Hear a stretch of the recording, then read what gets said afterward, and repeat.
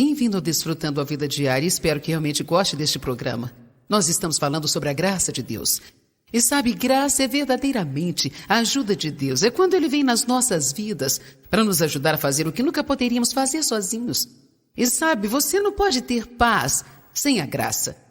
E eu sei que muitos de vocês provavelmente desejam mais paz. Graça é um dom maravilhoso de Deus. E creio que, se você deixar esse ensino penetrar no coração, ele mudará a sua vida. Você não pode ter paz se você não entender a graça. Graça e paz sejam multiplicadas. O motivo de não podermos ter paz sem a graça é porque, se você não entender a graça, gastará a sua vida inteira lutando, frustrado, tentando fazer aquilo que só Deus pode fazer.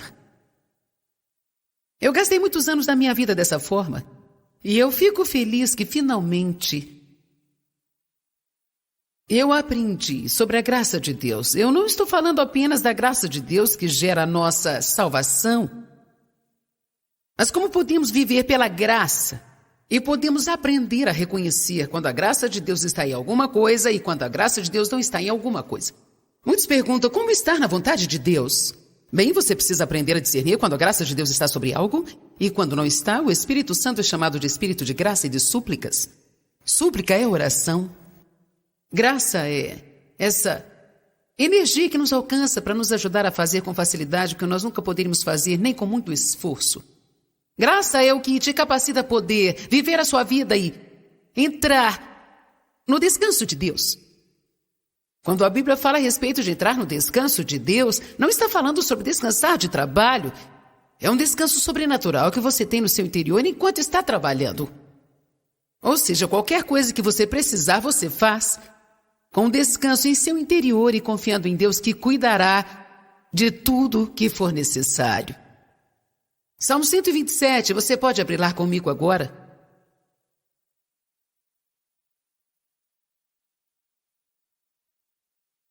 A não ser que o Senhor construa a casa. Em vão trabalham os que a edificam.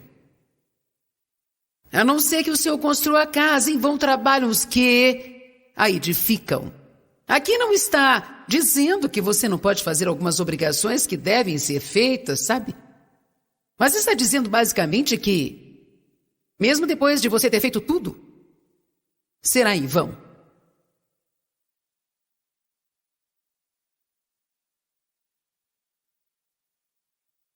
Todos entenderam isso? Jeremias chama isso de cavar cisternas rotas que não retêm água. Ele diz: vocês cometeram 2 erros, se esqueceram de mim, a fonte de águas vivas, e cavaram cisternas rotas que não retêm as águas. Bem, eu já fui uma cavadora de cisternas. Eu sempre tinha algum projeto acontecendo, algo em que eu estava empenhada, algo que estava tentando fazer, algo que eu estava querendo. E nós falamos sobre isso na noite passada. Todos os anos que eu tentei mudar por mim mesma e finalmente descobri que a Bíblia diz que só a graça de Deus pode nos mudar. O mesmo que começou a boa obra em você, Ele mesmo completará e fará com que chegue ao fim. Precisamos reconhecer que Deus precisa ser a força que move, a energia por trás de tudo que acontece em nossas vidas. Não quer dizer que temos que ficar de braços cruzados sem fazer nada. A primeira obrigação de um crente é crer. Se tivéssemos que alcançar algo, nós seríamos chamados de alcançadores e não de crentes. E nós somos chamados de crentes porque nós deveríamos crer, deveríamos caminhar de fé em fé, de fé em fé em fé, e viver pela fé. O justo viverá pela fé. Abacuque disse.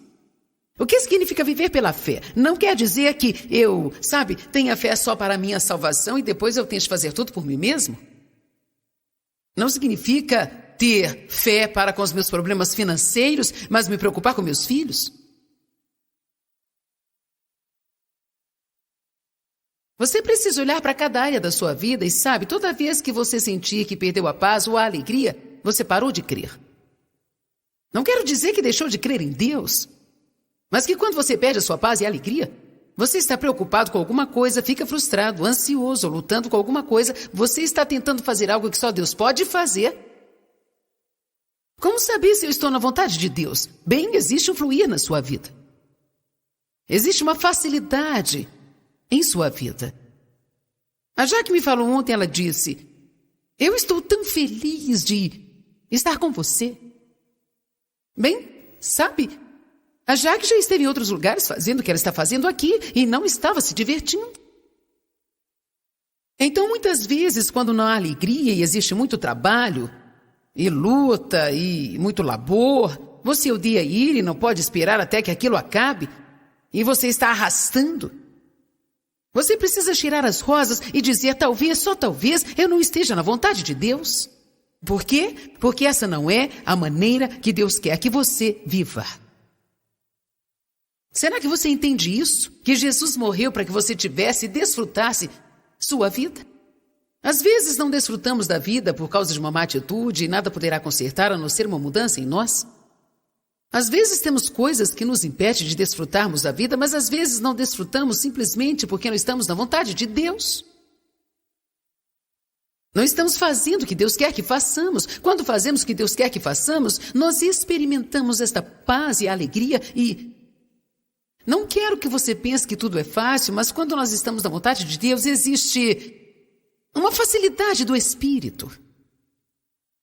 Isso não significa que você não precisa se levantar contra as circunstâncias, não estou falando assim, mas você tem o que você precisa para fazer isso. Quem está me entendendo? Ok. Eu não quero que você lute a vida inteira. Eu não quero que você fique frustrado e não tenha alegria e nem paz. Eu sei que se você quiser ter tudo o que Deus deseja que você tenha, precisará entender a graça. E entender quando a graça de Deus está fluindo em sua vida e quando ela não está. Eu vou te falar novamente o que eu já falei. Toda vez que você estiver frustrado, deve dizer: eu estou nas obras da carne. A não ser que Deus construa a casa. Em vão trabalham os que a edificam. Posso fazer isso? Eu posso me esforçar e fazer outras coisas para alguém? Eu posso me esforçar para me envolver nisso e naquilo. Quantas vezes as pessoas nos pedem para nos envolvermos com algo que sabemos que não é a vontade de Deus? Nós não queremos, nós não temos nenhum desejo. Essa é a última coisa do mundo que queremos fazer. Eu não quero ferir seus sentimentos. Eu não quero deixá-los com raiva. Não queremos que eles pensem mal de nós. Bem, algumas vezes existem momentos para abrirmos mão e fazermos algo por alguém, querendo ou não, mas... se você viver a sua vida dessa maneira, viverá para agradar as pessoas. Estará fora da vontade de Deus. Você pode ir, se esforçar para fazer isso, mas será tudo em vão. Isso não ministrará o seu coração, e se você não quiser realmente estar lá, isso não ministrará para ninguém. Alô? Alô? Algumas coisas em que trabalhei em vão. Quando nós começamos o nosso próprio ministério há 20 anos atrás, eu tinha dado estudos bíblicos caseiros por 5 anos.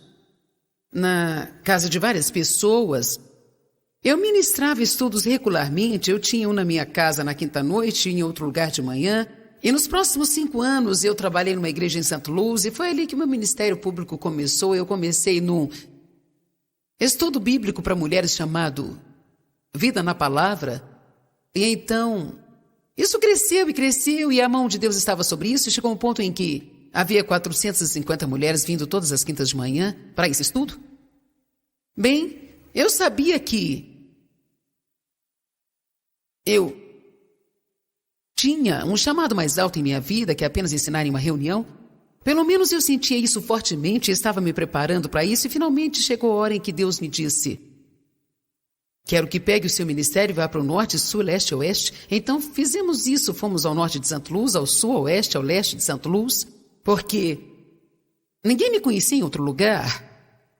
E esse foi um grande passo de fé para mim. Algumas vezes você pode ter relances no seu coração de algumas coisas que Deus tem para você, mas não é a hora certa. Ok? Você sente as coisas às vezes e nem tem muita clareza sobre elas. O maior erro que cometemos é pular dentro das coisas antes de as regarmos com oração para conhecermos o coração e a vontade de Deus para aquilo. Na semana passada, nós tivemos um retiro de líderes e esse retiro foi para os nossos gerentes. Então, nós trouxemos um homem para falar e ele falou sobre Neemias e a construção dos muros que haviam sido derrubados. E então, uma coisa que foi muito interessante para mim, porque Deus está trabalhando muito comigo sobre a oração, não necessariamente momentos longos, mas ter a certeza de que tudo o que eu faça seja colocado sempre em oração. E não ir assumindo as coisas, mas orar sobre tudo. Não precisa ser oração bonita e longa, mas orar em tudo. E nós aprendemos, ao estudar sobre Neemias com aquele homem, que quando Neemias inicialmente teve o sentimento que era para ele ir e construir os muros, antes mesmo de procurar e apresentar a sua causa para qualquer pessoa, ele orou por 4 meses. Quantos de nós temos uma ideia brilhante? Lá vamos nós.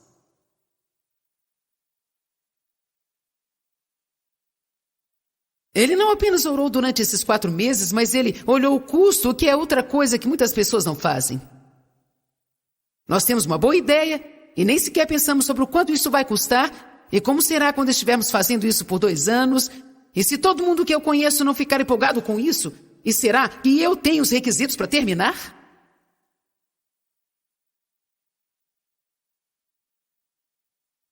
É aí que as emoções podem nos causar muitos problemas. De volta aos primeiros dias, quando começamos nosso ministério, eu tive um sentimento sobre televisão. Era algo que eu sentia bem lá no fundo. Então, eu devo dizer que naquela época eu estava muito cheia de mim. O que eu quero dizer com isso é que... Quantos conseguem entender o que eu quero dizer quando falo que somos cheios de nós mesmos? Mimim, mimim, mimim, eu. Então, eu pensei, nós precisamos ir para a televisão. Eu creio que Deus quer que nós vamos para a TV. Não orei a respeito nem 4 horas, quanto mais 4 meses. Eu demorei muito para descobrir que o fato de você poder fazer algo não quer dizer que você deva fazer isso agora, sabe?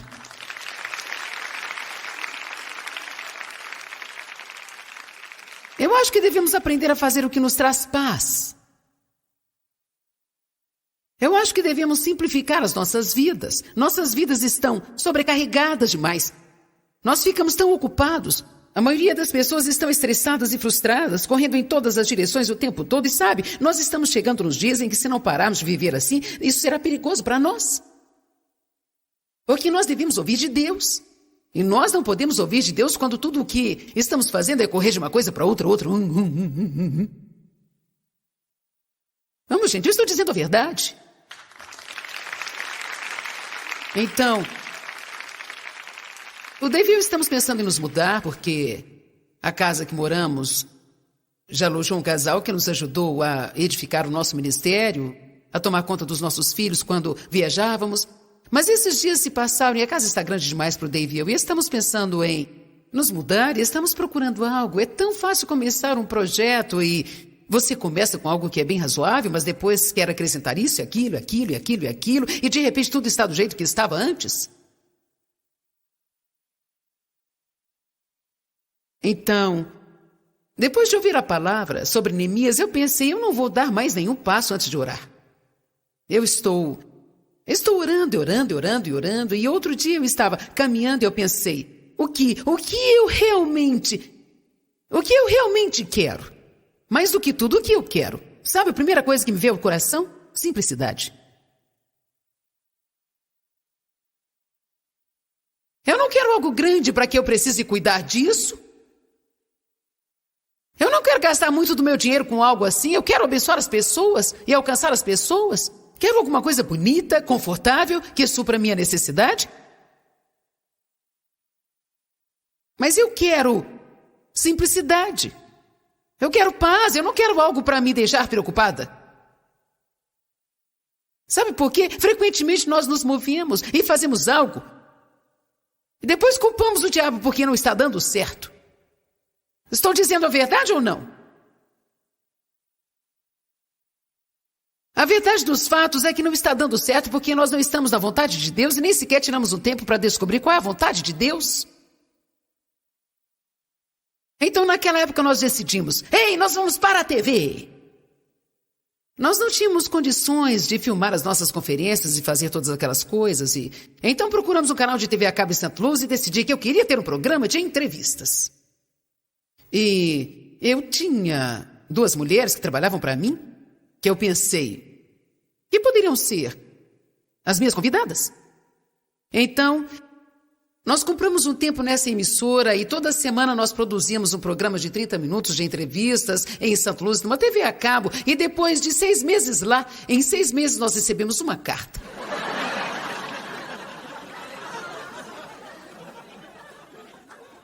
A não ser que o senhor construa a casa. E não somente isso, eu tentei ter um programa de entrevista e fazia perguntas aos meus convidados e eu mesma respondia as perguntas.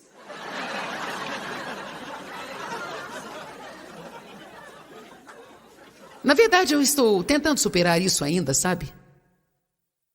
Porque nós temos convidados em nosso programa atual e no começo eles diziam, Joyce, você tem que deixar os convidados falar, ou então não tem o porquê de convidá-los.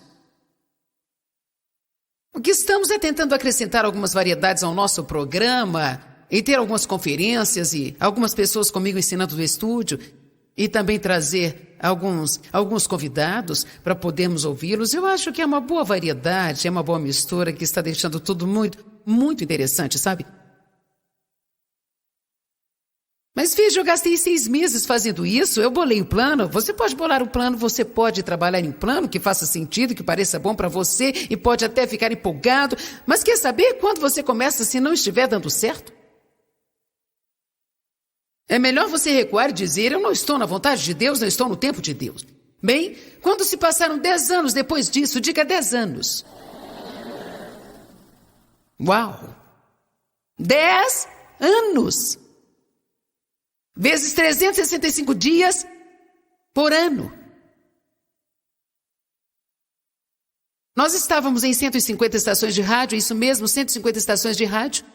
Nós estávamos viajando para partes diferentes do país e tendo reuniões de umas 400 pessoas. Alugamos salões de hotéis, fazíamos as nossas reuniões. Nós tínhamos um bom ministério, nós estávamos ministrando para as pessoas.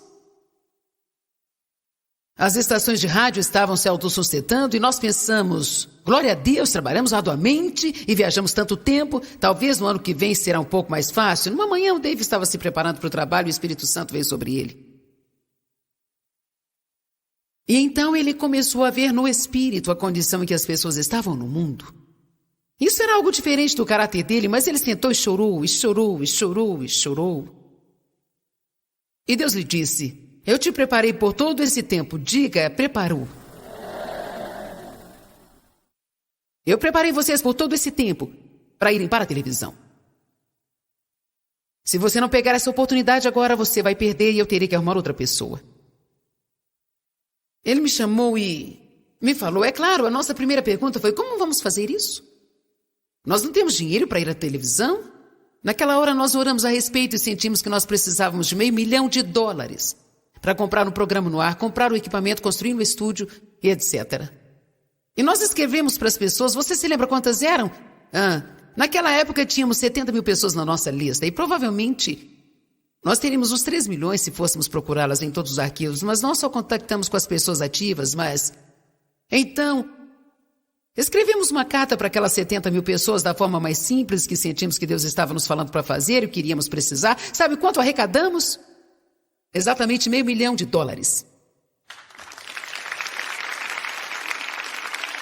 E alguém já havia aplicado. Eu estou te contando essa história para você começar a procurar os sinais do que está certo na sua vida. Então nós nem sabíamos que precisávamos de um produtor de TV. Então alguém disse, quem vai produzir o seu programa? Ben. Eu não sei o que pensamos, eu aposto que nós iríamos...